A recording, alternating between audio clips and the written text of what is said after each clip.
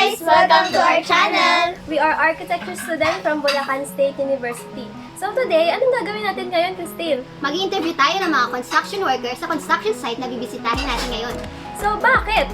Para malaman natin at ma-differentiate ang iba't ibang trabaho at sistema sa loob ng isang construction site. Let's go! Let's go!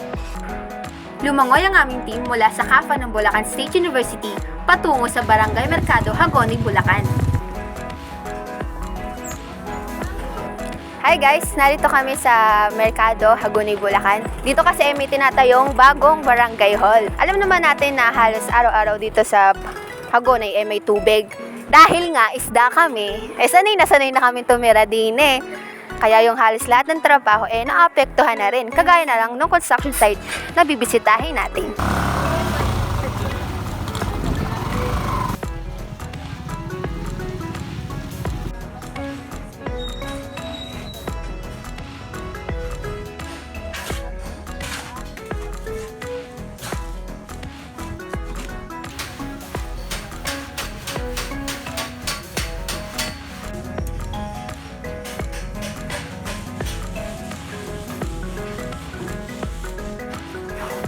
Ako si Apple Felipe from San Miguel.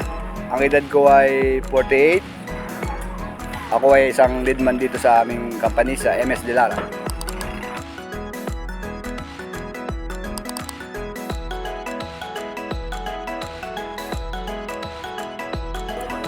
Ang una-una, safety. Kailangan safety ng tao as a foreman. Tapos lagi silang nakatutok sa trabaho kasi pinagkakatiwalaan kami ng pinaka-contractor namin. Yun ang magiging responsibilidad namin sa isang foreman, leadman.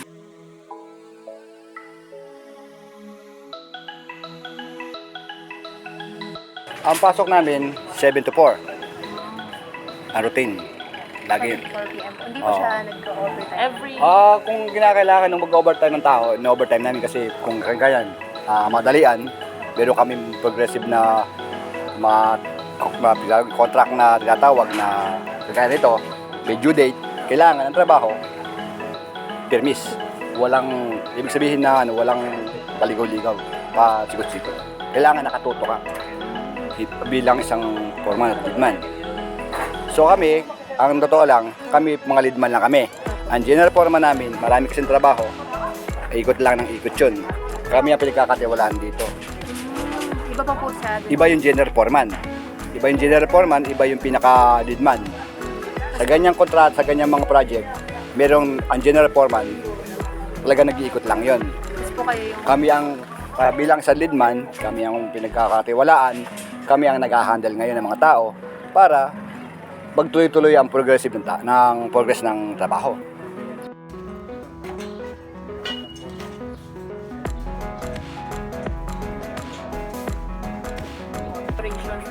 Sa ganitong mga trabaho, may target na 120 days pero hindi nakukuha yun kasi may conforme sa area at conforme sa laki.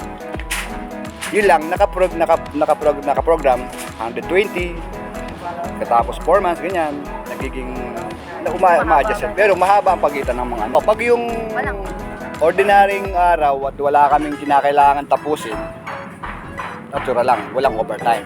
Pero kung nasa amin, kasi nasa forma namin pag sinabing overtime kami. Hanggang may liwanag, trabaho.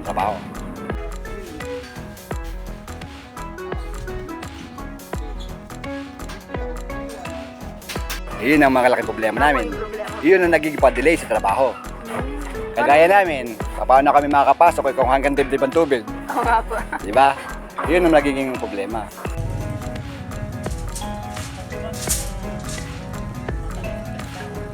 Magka-Sunday ka. Saka adjust ka ng oras. Depende po sa laki ng tubig natin.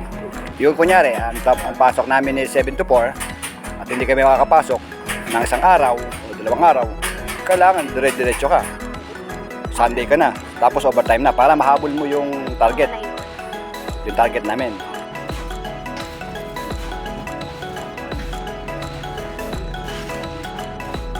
Dito 14, 15. Yan, 15, natural 15.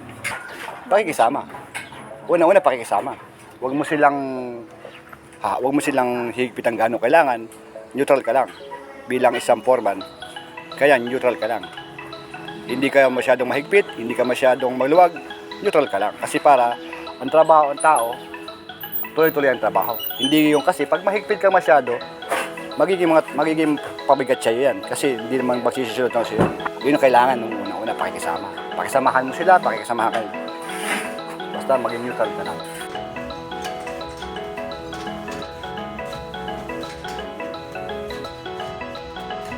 Natural yun. Kasi hindi mo maiwasan mapako, yung mahulog, pero hindi naman major. Hindi naman yung matindi, major lang. Hindi naman kagaya sa atin na sa malaking building. High-rise building yan na talagang aakit ka ng mga ilang floor. Opo. Ito, maximum namin, second floor. Yan lang, mga building na ganyan, project ng government.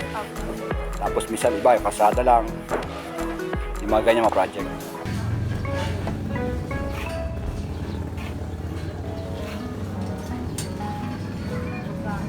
Ayan, unang-una din, madidelay ka kasi kagaya nga na sinasabi ko sa inyo, nagiging major natin dito, high tide. Pag high tide, stop working, wala kaming materials na deliver, lahat yun problema. Yun ang nagiging problema natin sa project namin.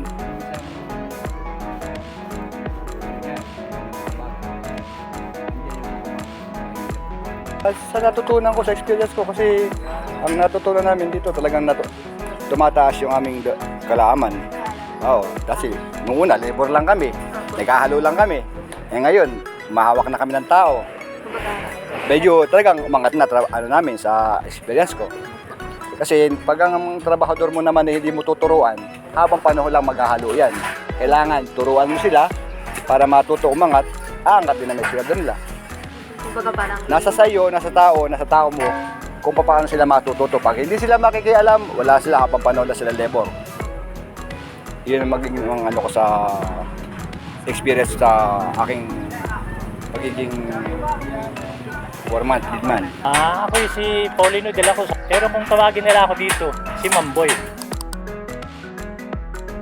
Dito sa kumpanya na ito, sa contractor na ito, na ako halos 5 taon na. Stillman ako. Yun talaga ang kuwang ko dito.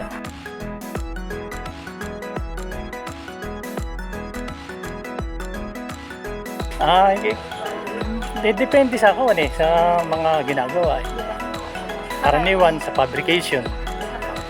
Tapos pagka may mga helper ako bumabasa sa plano. Sinasabi ko sa kanila kung ano gagawin nila.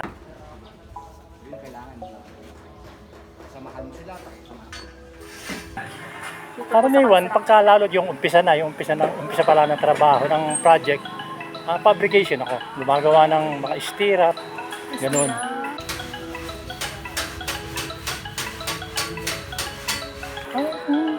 Depende rin sa depende sa laki ng bakal eh. Pagka ang bakal pangkaraniwan kasi 10 mm yung ginagamit pang stirrup Tapos may ginagamit ding 12 mm. Pagka 12 mm medyo malaki medyo matagal yun. Pangkaraniwan mga 3 stirrup pagka 10 mm mga 5 minutes yun.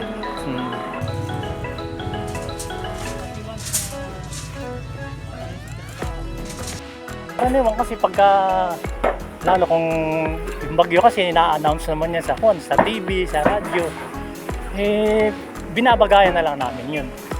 Tsaka yung tubig. Karaniwan dito, may tubig dito.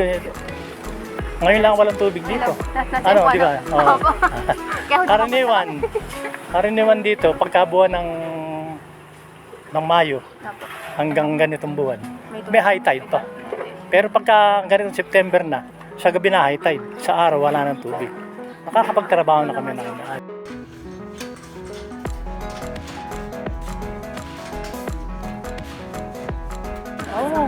marami.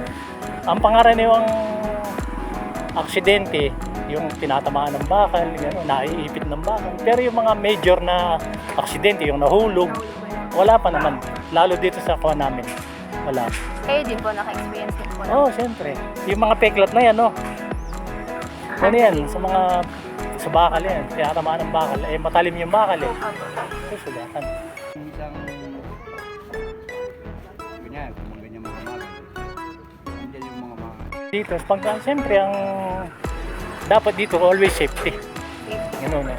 Kaya nga ako still man ako, lagi ako nakasapatos eh. Yung mga kasama ko, nakikita mo ba? Laging nakatsinelas lang yung mga yan. Kaya ako hindi nagtatrabaho ng hindi nakasapatos. Kasi once na matalisod ka sa bakal, sugat na malaki yan. Eh karaniwang ginagawa kay bakal, yung mga ganyan yan. Kaya lagi ako nakasapatos. Always safety, ganun. Safety first. Oo, safety first.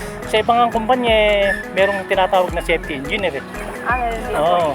Yun lang ang trabaho niya. Nag-rubing lang siya ganyan.